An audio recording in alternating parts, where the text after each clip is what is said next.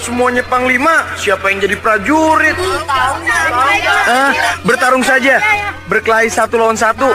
Pakai pedang. Yang menang jadi panglima.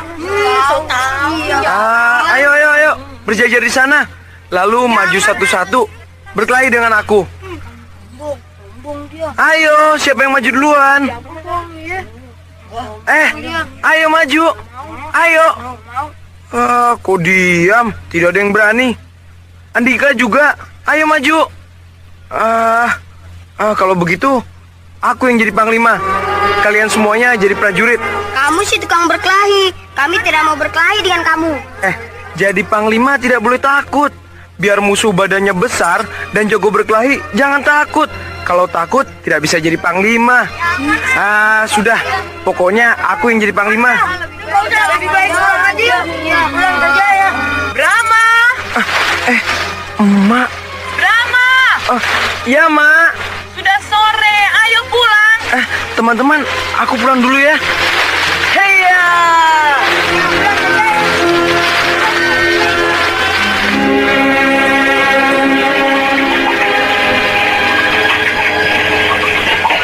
Brahma, kamu jangan nimba. Biar emak yang nimba. Sumurnya dalam. Nanti kamu jatuh.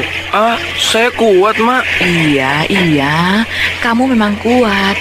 Tapi sekarang tidak usah menimba. Tuh, air di gentong juga masih banyak. Iya, Mak.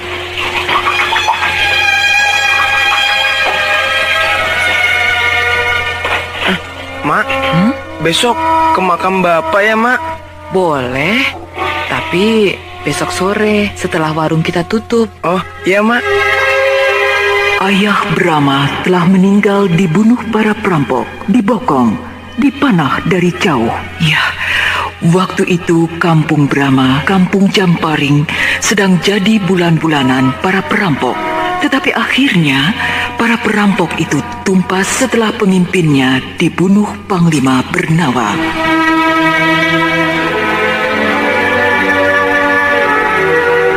Pada suatu hari, Panglima Bernawa diiring para pasukan keraton lewat di depan warung Brahma.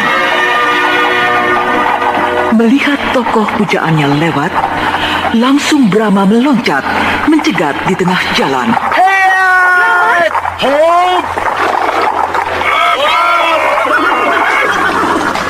Hei, siapa kau anak gagah? Brahma, saya juga panglima. Oh iya? Ya, Panglima Jamparing. Pantas kamu membawa pedang. Panglima harus selalu membawa pedang, supaya musuh takut. Boleh kulihat pedangmu? Boleh. Pedang bambu. Tapi bagus. Siapa yang membuat pedang-pedangan ini? Paman Arum. Kenapa bukan ayahmu? Ayah saya sudah meninggal. Ibumu masih ada? Oh, ada. Itu duduk di pinggir jalan. Hei, sini.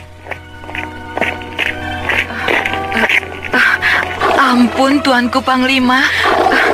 Anak hamba tidak berlaku takzim kepada Tuanku. Tidak apa. Anakmu sama denganku.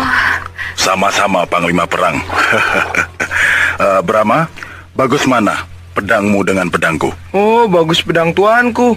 Sebab pedang besi. Kamu ingin punya pedang besi? Wah, ingin. Nah, Brahma, ini pedangku. Ambillah untukmu. Pedang besi ini untuk saya. Iya, ambillah. Jangan, Tuanku. Jangan. Biar. Aku senang memberikan hadiah untuk anakmu yang gagah berani itu. Ayo, Brahma. Ini, ambil pedangku. Baik, Tuanku. Benar-benar suatu keajaiban. Panglima Arya Bernawa begitu bermurah hati memberi hadiah pedang kepada Brahma. Tentu saja, Brahma tak kuat memegangnya, terpaksa harus memikulnya di pundak. Panglima Bernawa berpesan agar pedang itu dijaga dan dirawat baik-baik karena merupakan sahabat setia. Brahma yang tak bisa menyembah karena kedua tangannya memikul pedang, terpaksa hanya mengucapkan terima kasih saja.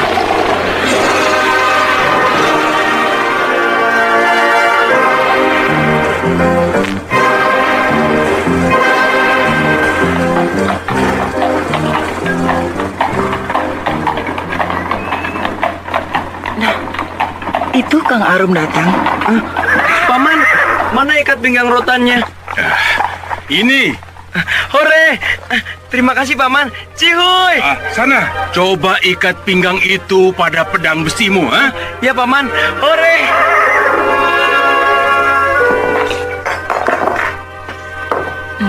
Minum, Kang?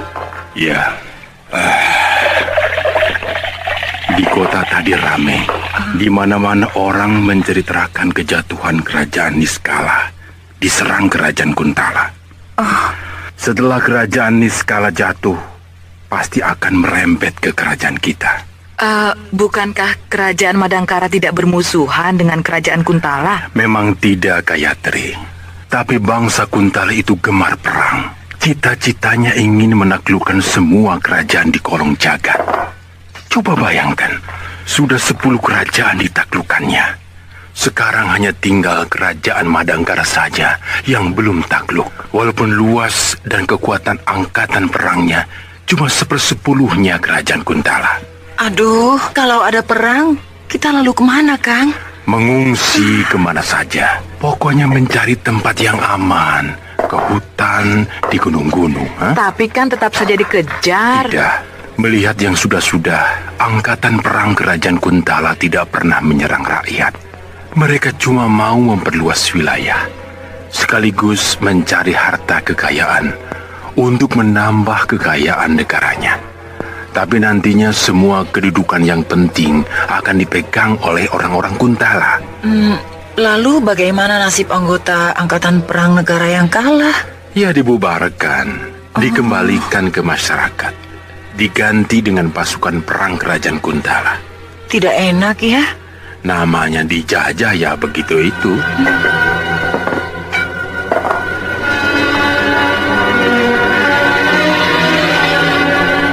Ternyata betul, kerajaan Kuntala menyerang Madangkara melalui Selat Hegar yang memisahkan Madangkara dengan kerajaan Niskala yang telah takluk.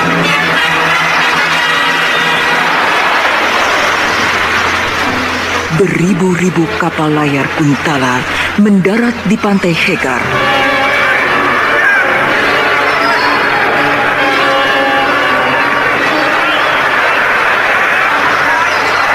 Siaga Panglima, seluruh pasukan sudah mendarat.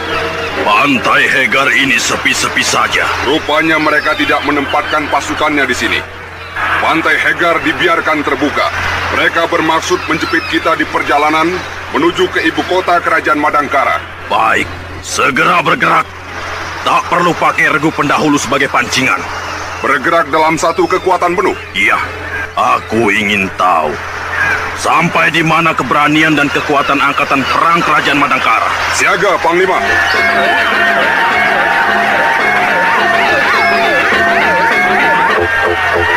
Brahma terpaksa mengungsi ke gunung bersama emaknya, Bibi, dan Paman Arum. Pedang besinya dibawa sendiri, diikat di punggungnya.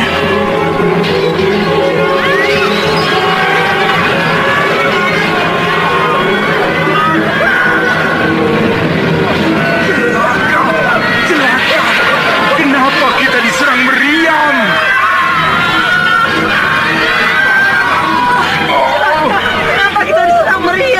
Iya, musuh gila. Mereka membabi buta. Rakyat yang sedang mengungsi diserang. Musuh gila.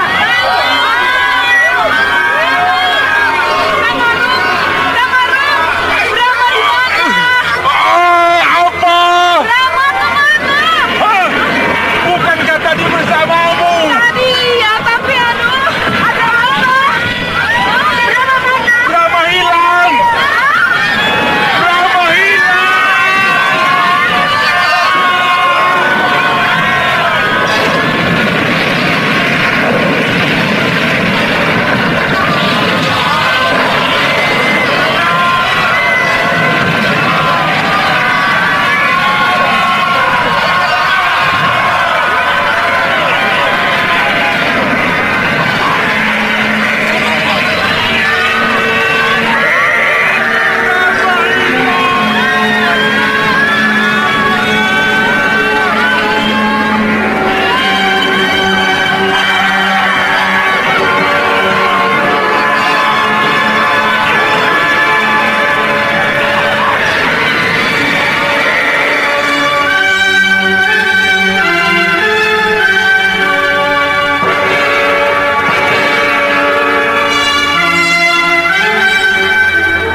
Panglima. Keadaan sudah biasa kembali. Tidak tampak tanda-tanda gerakan perlawanan. Bagus, berarti kita telah berhasil menaklukkan kerajaan Madangkara dengan gemilang. Bagaimana dengan Baginda Selimbar Raja Madangkara? Besok atau lusa akan kubawa ke kerajaan Kuntala untuk menjalani hukuman pengasingan. Hamba kira besok Panglima sudah bisa ke Kuntala. Sebab sudah 5 hari ini keadaan benar-benar aman.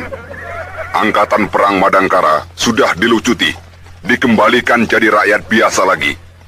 Para pangeran, bangsawan, dan pegawai keraton dari pangkat tertinggi sampai terendah sudah menyatakan tunduk dan setia kepada kita.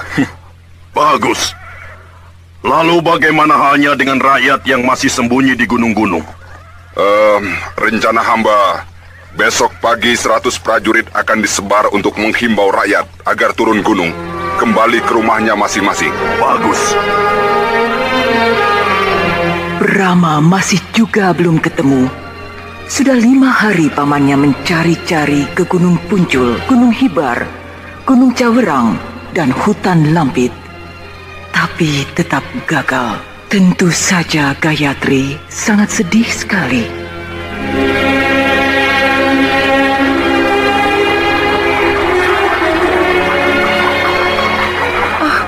Celaka, pasukan Gentala. Tenang, tenang.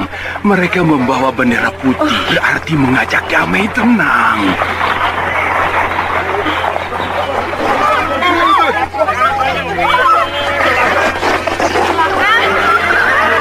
Wahai rakyat kerajaan Madangkara, jangan takut. Tak usah lari atau sembunyi. Keluarlah, mari kita berkumpul di sini. Ada apa ini? Kami bangsa Kuntala tidak bermaksud jahat. Kami ingin mengajak kalian hidup berdampingan. Untuk itu, tinggalkan tempat ini. Kembalilah ke rumah masing-masing. Kemudian, marilah kita bekerja sama membangun negeri kalian. Kuberi waktu 3 hari. Kalau kalian tidak mau turun gunung, kalian akan digempur. Sekian dan terima kasih.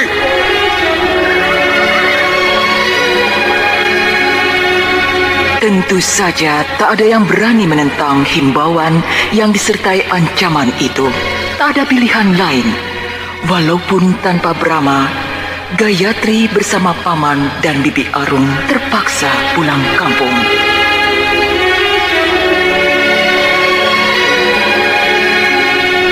Sementara itu, Brahma berjalan terseok-seok sendirian. Dia menahan letih dan lapar, menasak belukar. Tiba-tiba, ia dikejutkan oleh teguran seseorang. Mau kemana, nak?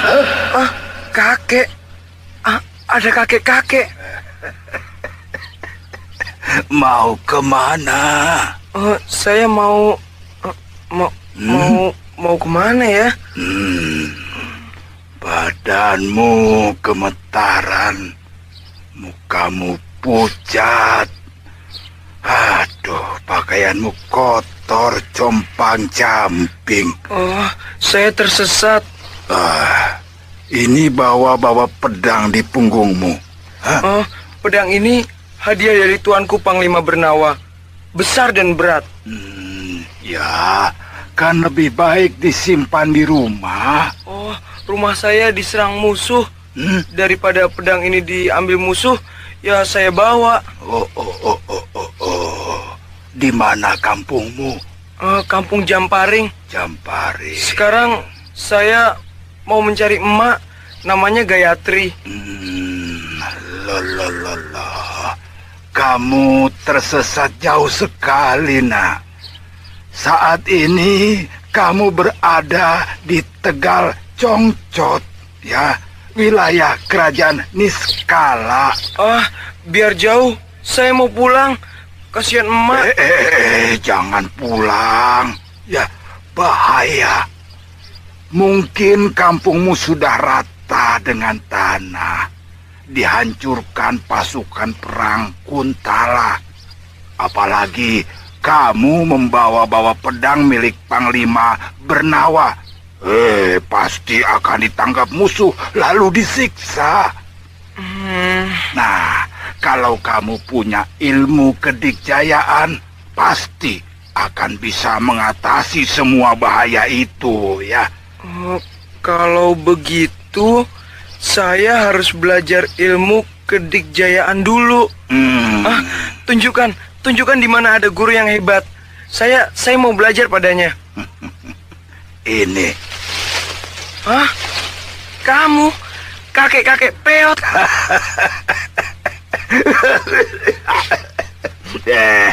Kamu tidak percaya kalau aku punya ilmu kedikjayaan? Oh, tidak. Kakek sudah tua sekali. Sudah bongkok begitu. Sekali tendang, ambil.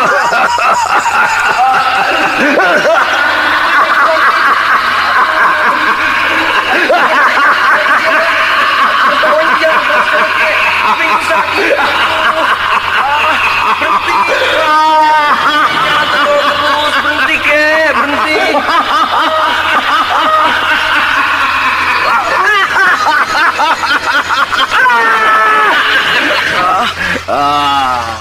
Iya. Pinter kamu ya. Teriak keras-keras agar aku berhenti tertawa. Kupingku sakit.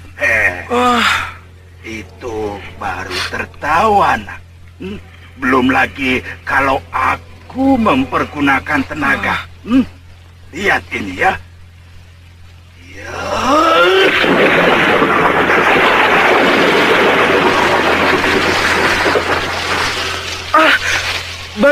Batu besar itu hancur. Iya. Padahal aku pukul dari jauh.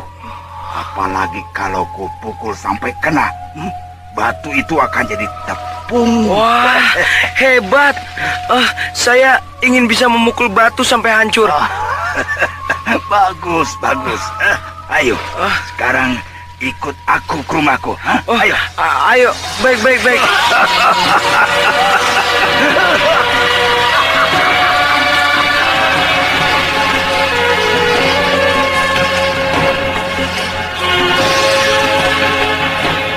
Brahma ikut kakek yang ternyata bernama Astagina ke rumahnya. Mereka berjalan kaki tanpa henti, tapi Brahma tetap tabah.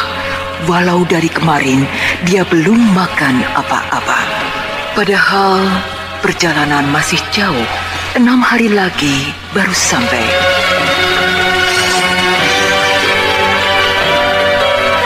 Kakek Astagina memang sangat sakti. Ketika ia memberi makan Brahma, cuma berupa sekepal nasi dalam mangkuk kecil. Tapi walau Brahma sampai kekenyangan pun, nasi itu tetap utuh juga.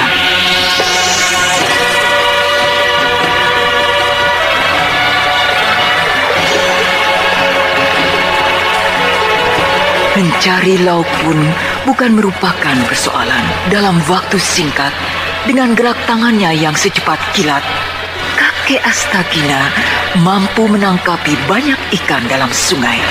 Tentu saja, Brahma terbengong-bengong melihatnya. Semua binatang buas bukan merupakan penghalang.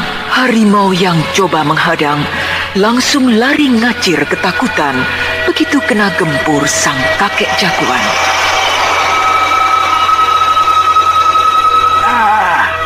Kita harus menyeberangi lautan itu. Rumahku di Gunung Prangpring, ya, di pulau Sanakala sana itu. Pakai perahu. Memangnya mau berenang? Sekarang ku ambil dulu perahunya, ya. Mana? Tuh. Hah? Di atas pohon. Iya, ku simpan di sana biar tidak ada yang mencuri. Wah, kacau. Bagaimana cara mengambilnya? Pohon itu sangat besar dan tinggi. Tenang, lihat ya.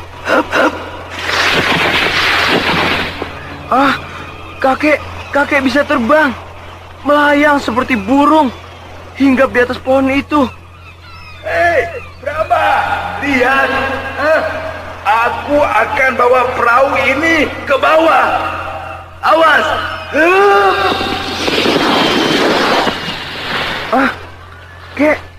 Kakek ini orang atau hantu? Kok bisa terbang?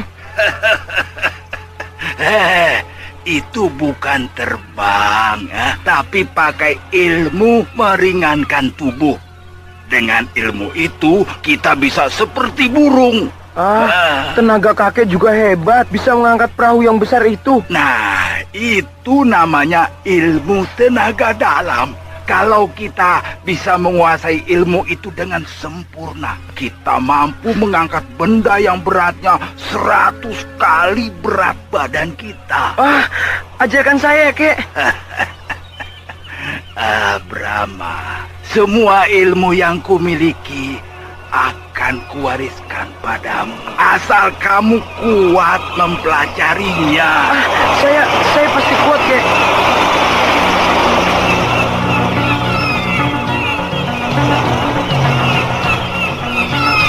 Demikianlah, dengan perahu mereka menyeberang ke Pulau Sanikala. Akhirnya, kakek Astagina dan Brahma sampai dengan selamat di Pulau Sanikala.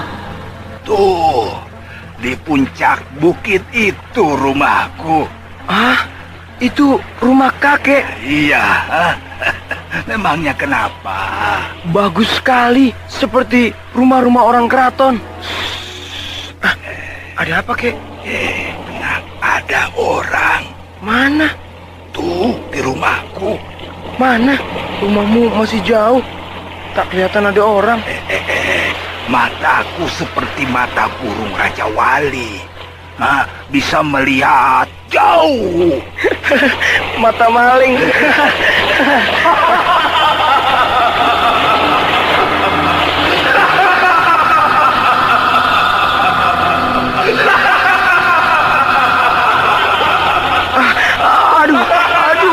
Aduh, Kek, kupingku sakit sekali. Aduh.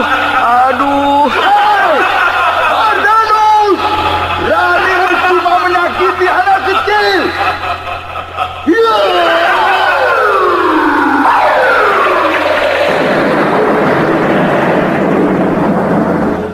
Siapa sih dia, Kek?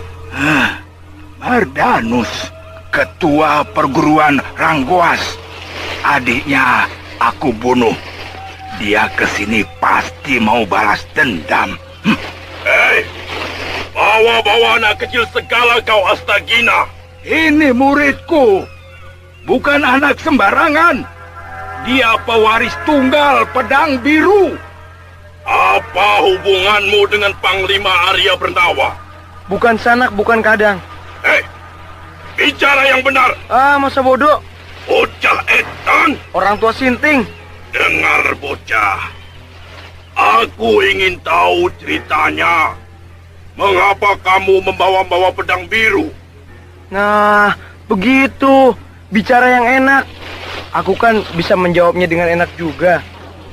Begini, waktu tuanku Panglima Arya Bernawa jalan-jalan ke kampungku, aku diberi pedang ini. Ya sudah, ku terima saja. Masa begitu mudahnya Panglima Bernawa memberikan pedang biru yang tak ternilai harganya itu? Sungguh? Kalau tak percaya, tanya sendiri pada beliau. Dia sudah mati. Mati? Ya, dibunuh Panglima Rongka, pemimpin angkatan perang kerajaan Kuntala. Di mana Panglima Rongka itu sekarang? Akan kubunuh dia. Ya, di kerajaan Kuntala. Kek, ayo ke sana membalas kematian tuanku Panglima Bernawa. Brahma, dia sangat sakti. Kau tidak akan menang. Nanti saja kalau kamu sudah sakti, baru bisa membunuhnya. Nah, sekarang lebih baik berikan pedang biru itu padaku. Enak saja. Lebih baik ku berikan pada kakek Astagina. Bocah etan, berikan atau terpaksa ku rampas. Mardanus, anak ini muridku. Sebelum kamu bisa menyentuh kulitnya, langkai dulu mayatku.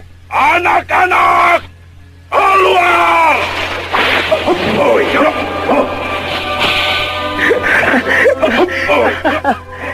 Maling-maling ayam itu keluar semua.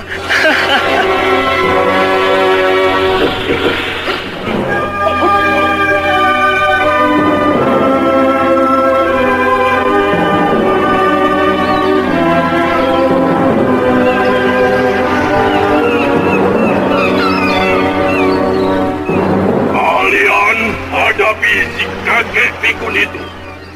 Aku akan ringkus bocah edan ini.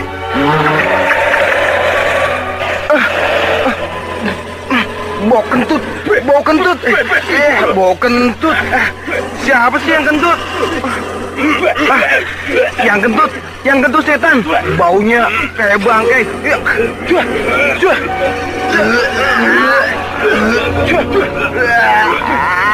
Astagina, kau memang kakek-kakek busuk. Kantutmu bau bangkai. Anak buahku memang tak kuat melawan hawa busuk badan. Tapi aku tak akan mabuk atau muntah. Jiat!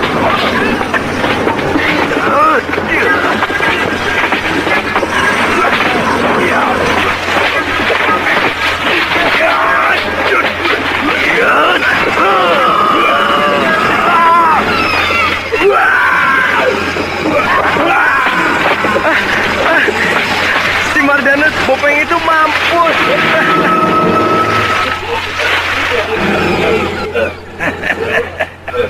Hei, kalian kadal-kadal, ha? Cepat bawa pergi pemimpin kalian ini.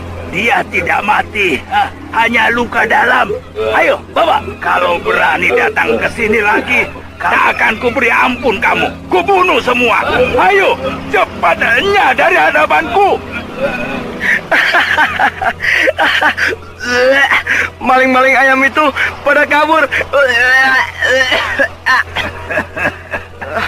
Brahma, daya tahanmu hebat.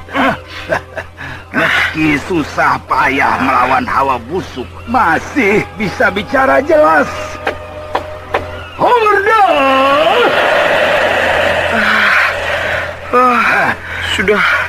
Sudah hilang bau busuk itu.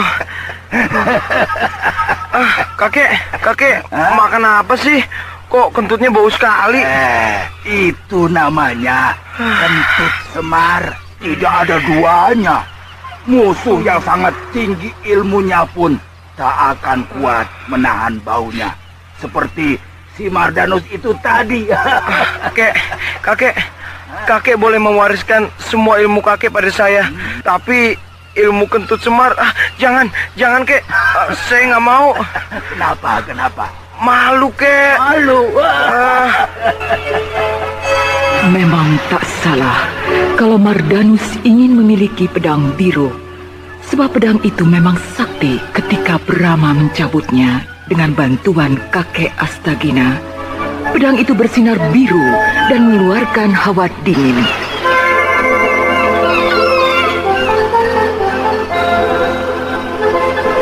Sebetulnya pedang biru ada jodohnya, yaitu pedang merah.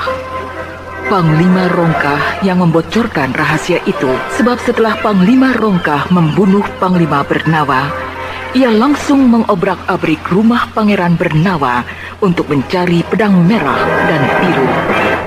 Tetapi ternyata tidak ketemu. Panglima Rongkah mengira sepasang pedang itu dibawa kabur oleh Gusti Ayu Ganarsih, istri Panglima Bernawa, bersama Dewi Utari, putrinya.